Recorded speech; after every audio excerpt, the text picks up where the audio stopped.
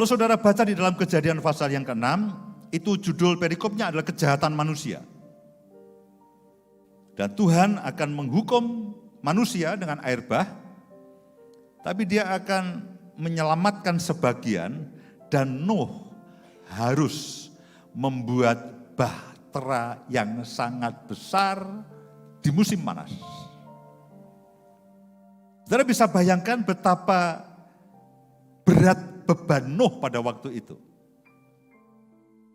Betapa berat beban Nuh. Jangan baca yang sekarang kita udah tahu ujungnya. Kadang-kadang kita udah tahu ujungnya, wah enak ya Nuh ya disuruh buat bahtera loh. Pada waktu itu orang pikir dia orang gila.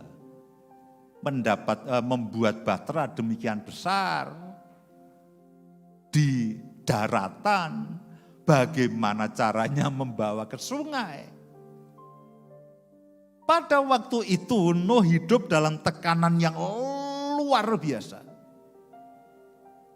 Dia hidup dalam tekanan yang tidak terbayangkan sebelumnya. Dia harus menyampaikan ke semua orang bahwa Tuhan akan memhukum dengan air bah. Itu pun sudah masalah yang besar, dia dianggap gila, dia ditekan orang, dia dianggap sebagai pengacau, sebagai penyebar hoax dan sebagainya. Karena tidak ada hujan, tidak ada angin, semua baik-baik saja. Dan untuk mendukungnya tiba-tiba dia mulai kumpulkan kayu dan dia mulai membuat bahtera. Orang mulai ini orang goblok, ini orang gila, ini orang gendeng dan sebagainya. Karena tiba-tiba Nuh harus melakukan itu semuanya. Bagaimana Nuh bisa bertahan? Bagaimana Nuh bisa menyelesaikan akan pekerjaan-pekerjaan baik yang Tuhan sudah sediakan dalam kehidupannya. Kejadian pasal yang ke-6 ayat yang ke-8. Tetapi Nuh mendapatkan kasih karunia di mata Tuhan. Kasih karunia bicara mengenai perkenanan Tuhan, kasih karunia bicara mengenai kasih Tuhan, bicara mengenai kemurahan Tuhan, bicara mengenai kebaikan Tuhan. Kasih karunia juga bicara mengenai hadirat Tuhan, bicara mengenai campur tangan Tuhan, kekuatan ilahi yang diberikan kepada seseorang. Jadi ketika Nuh itu menghadapi keadaan itu, dan dia harus menyelesaikan membuat bahtera, itu bukan masalah Nuh itu orang yang tough, orang yang kokoh, orang yang hebat. Bukan. Nuh itu orang yang penuh dengan kasih karunia. Nuh itu orang yang campur tangan Tuhan itu sangat penuh dalam kehidupannya. Nah itulah arti bahwa Nuh itu penuh dengan kasih karunia Tuhan.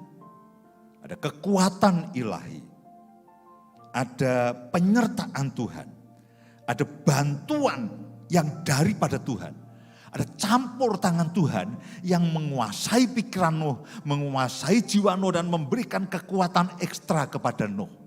Nah itulah kasih karunia. Kita dengar banyak bahwa kasih karunia itu berhubungan dengan keselamatan, ya. Kasih karunia itu berhubungan dengan keselamatan di awal, bahwa keselamatan itu adalah kasih karunia, itu adalah anugerah Tuhan, itu ya. Tapi kasih karunia dan anugerah Tuhan itu akan bekerja terus.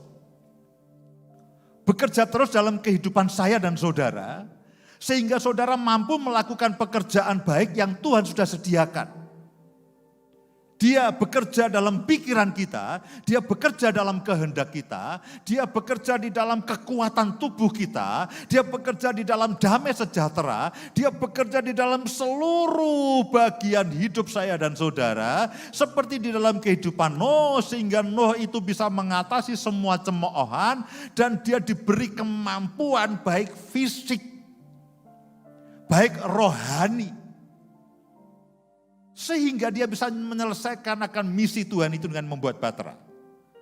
Nah itu kasih karunia. Bukan hanya masalah keselamatan. Tapi sehari-hari ketika saudara harus mengerjakan begitu banyak hal. Apalagi pada masa-masa yang tidak mudah seperti ini. Saya berharap kekayaan kasih karunia Tuhan yang berlimpah-limpah. Itu bukan hanya ada, tapi bekerja dalam seluruh bagian hidup saudara.